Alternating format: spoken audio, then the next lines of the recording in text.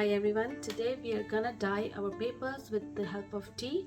You can also use coffee for this purpose, but today I'm gonna share with you how I dye my papers for using in my projects like journals, scrapbooks, and anywhere we need to put some aged papers to give that aged kind of look and some interest in our project.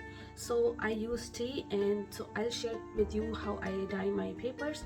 First, so I use this. It's a A4 copy paper, the one which we use for in our printers for printing. So it's the normal copy paper and it's very thin. Right now it's 80 GSM. You can use any paper that suits your kind of project that you're making. So, and after that you can use the tea bags or some loose tea. Loose tea just like this one. I've used this. I've run some out of tea bags here, so I just boil some water with 4 scoops of tea in here, and then I have just drained that water and I have put it in a dish so that I can dye my papers in that dish. It should be at least this long so that the A4 paper can just sink in.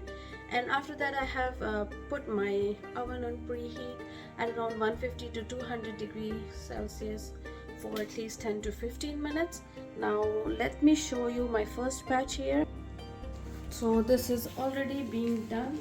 I will just remove this from my oven, take out the tray over here. Now you can see, look, they are really crispy and I've got a really dark color over here and got some textures, really liking it. So if you don't have enough of this, so you can just do it one by one. Since I overlapped it like this, so I've got a like this kind of thing over here. If you don't like this, it doesn't really bother me, but if you don't like this, you can just keep one at a time or get some more trays for your oven and then start doing this.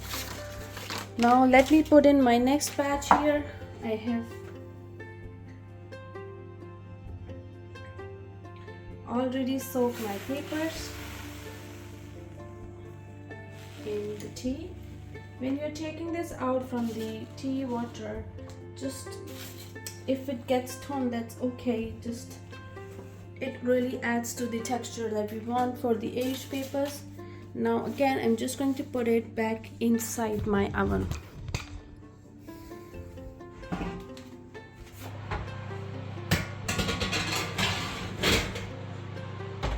Now it's time to wait, or you can soak your more papers in the water. I will just show you how I soak my paper. So what I do is just take one sheet of paper in here.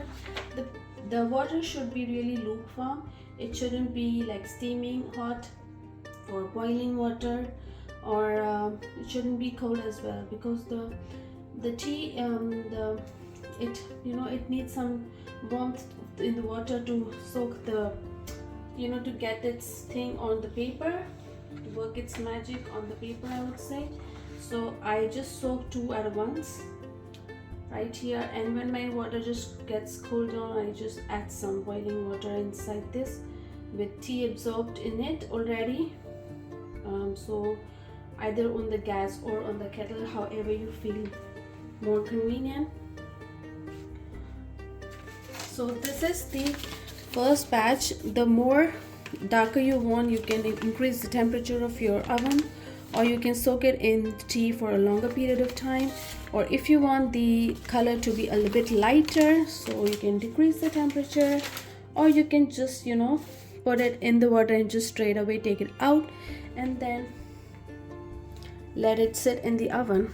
So it doesn't really take time in the oven. It's just according to how much high your temperature is. So it really I can't really give you a time that it should sit in the oven for this much amount of time. You can just look your eyes out around there and check how much more time you need. And look here, so that's the paper. It's almost done now. It's already all dried up. It's raising.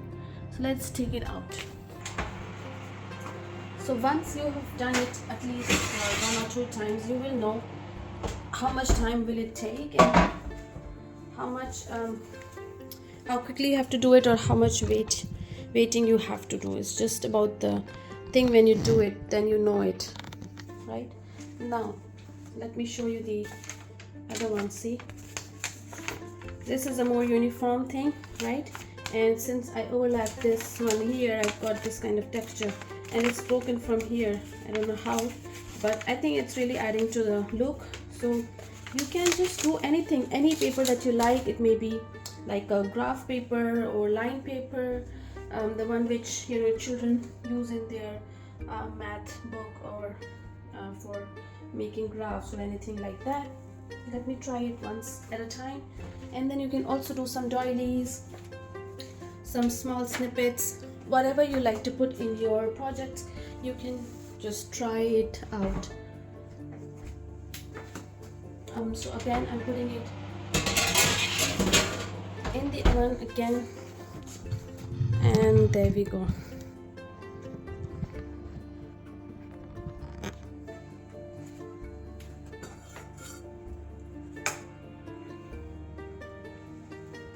So let me show you the process in the oven, how much it's taking time. I know you can see my reflection, but yeah. So if you see the temperature here, I've put it on fan maxi grill and 200. So if you want the papers to be a little bit less in color, you can just turn it down to 150. Right, so now it's almost done. So it may just take 1 more minute. It's really flaring up and drying quickly, getting the color as well.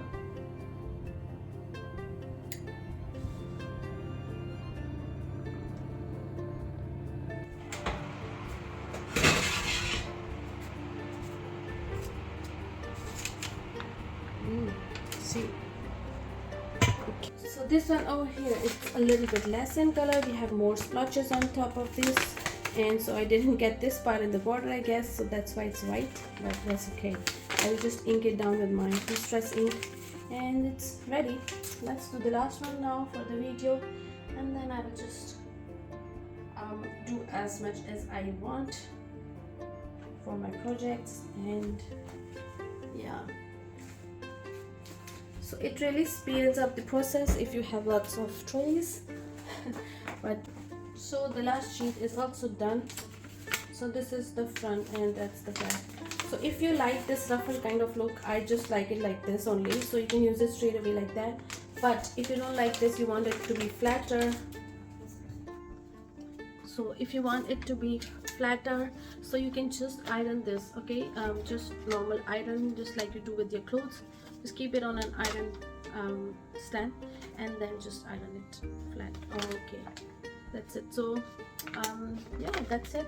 So these are the pages that we made together here in the video. I think I really like this, and it's very easy to do, and in minutes you can just have lots of papers, and you can give any kind of look. Look at these corners here, just awesome.